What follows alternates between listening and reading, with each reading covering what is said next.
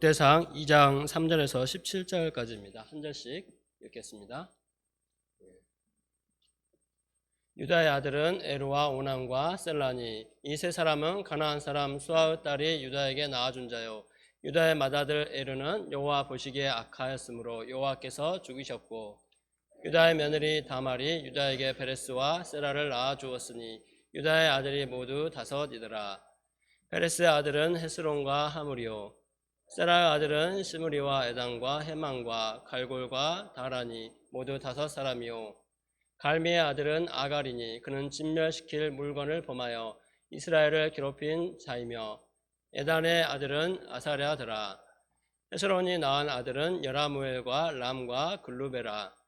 람은 암미나답을 낳고 암미나답은 나손을 낳았으니 나손은 유다 자손의 방백이며, 나손은 살마를 낳고 살마는 보아스를 낳고 보아스는 오벳을 낳고 오벳은 이세를 낳고 이세는 맏아들 엘리압과 둘째로 아비나답과 셋째로 시므아와 넷째로 느다넬과 다섯째로 랏대와 여섯째로 오셈과 일곱째로 다윗을 낳았으며, 그들의 자매는 수리야와 아비가일이라. 수리야의 아들은 아비새와 요압과 아사엘 삼형제요, 아비가일은 아마사를 낳았으니 아마사의 아버지는 이스마엘 사람 예델이었더라. 아멘.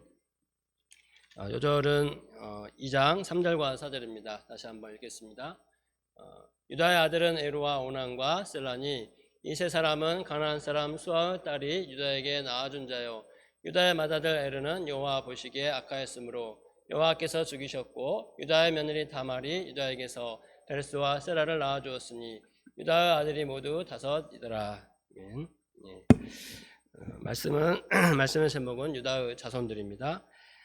우리가 위인전기를 읽다 보면 처음부터 완성형으로 태어난 위인들은 없습니다. 사람들 앞에서 말하기 어려운 부끄러운 모습, 또 위인이라고 볼 수 없는 이 약하고 이기적인 모습이 나옵니다. 성경에 나오는 수많은 믿음의 사람들도 그랬습니다. 하나님의 말씀을 다 준행하며 살았던 노아는 포도주에 취하여 자식들 앞에서 부끄러운 모습을 보였습니다. 아브라함도 약속의 땅에 거하지 못하고 기근을 피해 애굽으로 갔다가 아내를 빼앗겼습니다. 하나님께서 약속하신 자녀를 기다리지 못하고 첩을 들였다가 가정에 큰 분란이 일어났습니다. 야곱은 이기심과 교만, 불신으로 얼마나 험악한 세월을 살았습니까? 이러한 연약함과 허물에도 불구하고 그들은 회개하고 하나님의 약속의 말씀을 붙들었습니다. 그럴 때 하나님의 은혜로 믿음의 사람들로 성장하여 하나님의 축복을 받고 구원 역사에 쓰임받는 자들이 되었습니다. 오늘 말씀에 나오는 유다와 그의 자손들도 마찬가지입니다. 유다는 야곱의 넷째 아들로서 장자의 축복을 받을 수 없는 자였습니다. 또 그는 죄가 많은 자였습니다. 하나님은 이런 그도 이스라엘의 12 아들들 중에 장자의 축복을 주시고 하나님의 구원 역사에 사용해 주셨습니다. 오늘 말씀을 통해 자격 없는 죄인들에게 임하신 하나님의 은혜를 잘 붙들기를 기도합니다. 창세기 37장을 보면 유다는 형제들을 부추겨서 요셉을 미디안 상인들에게 팔아넘기는데 앞장선 자였습니다. 그 후에는 아버지의 집을 떠나 가나안 사람들과 섞여 살면서 가나안 여자와 결혼을 하고 아들 셋을 낳았습니다. 3절을 보십시오. 유다의 아들은 에르와 오난과 셀라니, 이 세 사람은 가나안 사람 수아의 딸이 유다에게 낳아준 자요, 유다의 맏아들 에르는 여호와 보시기에 악하였으므로 여호와께서 죽이셨고, 아브라함은 아들 이삭의 배우자로 무슨 일이 있어도 가나안 여자는 안 된다고 못을 박았습니다. 우상 숭배와 성적인 타락에 빠져 사는 그들을 통해서는 하나님의 약속을 이룰 수 없고 하나님의 축복도 계승할 수 없었기 때문이었습니다. 그런데 유다는 그런 하나님의 뜻과는 아무런 상관도 없이 그저 육신의 소욕대로 살았습니다. 가나안 여인과 결혼해서 아들, 딸을 잘 낳고 번성하며 살 것을 기대했을 것입니다. 큰아들 에르도 가나안 여자 다말과 결혼을 하여 행복하고 또 번성하는 삶을 기대했을 것입니다. 그런데 에르가 여호와 보시기에 악을 행하였으므로 여호와께서 죽이셨다고 하였습니다. 에르도 아버지 유다처럼 가나안의 죄악을 따라 살면서 하나님 보시기에 악한 죄를 많이 지었을 것입니다. 그 죄로 인해 하나님께서 심판하신 것입니다. 또 오늘 본문에는 언급되지 않았지만 둘째 아들 오난도 하나님 앞에 악을 행함으로 하나님이 죽이셨습니다. 유다는 남은 막내 아들 어린 셀라도 죽을까 두려웠습니다. 그래서 며느리 다말에게 막내 아들 셀라를 주지 않았습니다. 그러자 며느리 다말은 아내를 잃은 유다가 외롭고 허전할 때를 틈타서 창녀 복장을 하고 시아버지 유다와 관계를 맺었습니다. 그리고 쌍둥이를 임신했습니다. 유다는 며느리 다말이 음행을 행한 줄을 알고 죽이려고 했지만 일의 전말을 알고 자신이 죄를 지었음을 고백할 수밖에 없었습니다. 이렇게 하여 다말이 유다에게 낳은 아들이 베레스와 세라였습니다. 유다의 죄악된 삶을 보면 도저히 하나님의 축복을 받을 수 없습니다. 믿음의 계보에도 들어가지 못할 자입니다. 그러나 역대상의 저자는 허물진 유다와 그의 자손들을 믿음의 족보에 기록하고 있습니다. 왜 그랬을까요? 하나님의 역사는 은혜의 역사임을 보여주기 위해서입니다. 유다는 나중에 회개하게 됩니다. 가나안 사람들과의 관계를 청산하고 다시 아버지에게로 돌아갑니다. 또 애굽의 곡식을 사러 갈 때 야곱과 요셉 앞에서 자신이 베냐민을 대신하여 담보가 되겠다며 자신을 희생함으로 회개합니다. 이렇게 함으로써 유다는 하나님의 약속 안에 계속 거할 수 있게 되었습니다. 다시 조상들에게 주신 하나님의 약속을 따라 살게 되었습니다. 그럴 때 하나님께서 유다에게 은혜와 축복을 베풀어 주셨습니다. 하나님은 죽음을 앞둔 야곱을 통해 유다를 이렇게 축복하셨습니다. 창세기 49장 10절입니다. 규가 유다를 떠나지 아니하며 통치장의 지팡이가 그 발 사이에서 떠나지 아니하기를 실로가 오시기까지 이르리니 그에게 모든 백성이 복종하리로다. 유다 지파를 통해서 왕들이 나오고 장차 예수님이 오시게 됩니다. 우리도 은혜 받을 만한 자격이 전혀 없는 죄인들이었습니다. 영적으로 무지하여 하나님을 알지 못하고 멸망할 세상에 속해 살던 자들이었습니다. 이기심과 교만, 정욕 등 육신에 속한 죄에 매여서 하나님 앞에서 부끄러운 삶을 살았습니다. 죄로 인해 소망 없는 우리를 그러나 이렇게 죄로 인해 소망 없는 우리를 하나님께서 독생자 예수님을 보내주신 사랑으로 먼저 찾아와 주시고 구원해 주셨습니다. 이번 스테 수양회를 했던 필그림 하우스 수양관에는 철로역정을 그대로 재현한 순례길이 있었습니다. 멸망의 성에서 심판의 두려움에 떠는 크리스찬에게 전도자가 와서 천성을 향해 가도록 도와줍니다. 하나님은 우리에게도 목자님들을 통해서 죄를 떠나 믿음으로 살도록 인도해 주셨습니다. 믿음으로 사는 과정에서 절망에 빠지기도 하고 세상 유혹에 넘어지기도 했습니다. 숱한 죄의 세력이 우는 사자처럼 우리를 위협하고 공격할 때 거기에 넘어지기도 하였습니다. 그러나 그때마다 하나님의 말씀을 붙들게 하시고 회개하며 믿음의 싸움을 하게 하셨습니다. 그럴 때 우리도 하나님의 은혜로 믿음의 계보를 새롭게 써내려가고 있습니다. 어제 복원대에서 2학기 마지막 점심 모임을 가졌습니다. 올해 복원대에서는 남병현, 남승우 형제를 비롯해서 10여 명의 형제 자매들이 꾸준히 점심 모임에 참여하여 말씀을 듣고 은혜를 받았습니다. 또 오늘은 과기원 마지막 점심 모임을 가졌습니다. 과기원에도 하나님께서 소망스러운 형제들을 보내주셔서 그들이 열심히 말씀을 공부하고 예배드리며 믿음의 사람들로 자라나고 있습니다. 저는 주일마다 예배를 마치고 그들을 본고로 과기원에 데려다 줍니다. 그들을 보면서 마음에 큰 기쁨과 행복을 느낍니다. 그들이 아직 영적으로 넘어야 할 산이 많은 어린 양들이지만 그들을 우리에게 보내주시고 섬기게 하신 하나님께 감사와 찬송이 절로 나옵니다. 하나님께서 허물 많은 죄인들을 통해서 귀한 영혼들을 섬기게 하시고 하나님의 역사를 이어가게 하신 것을 감사드립니다. 우리가 돕는 양들이 계속해서 영적으로 성장하여 믿음의 계보를 이어나가는 축복의 계승자들이 될 수 있기를 기도합니다.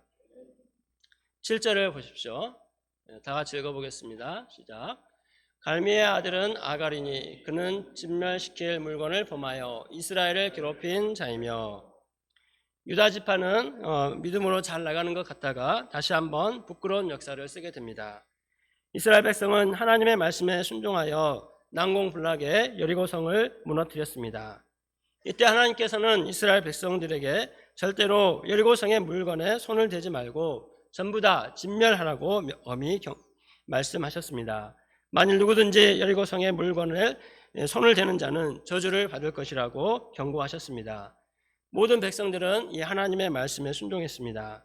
그런데 유다 지파의 아간, 오늘 말씀에서는 아갈로 나옵니다.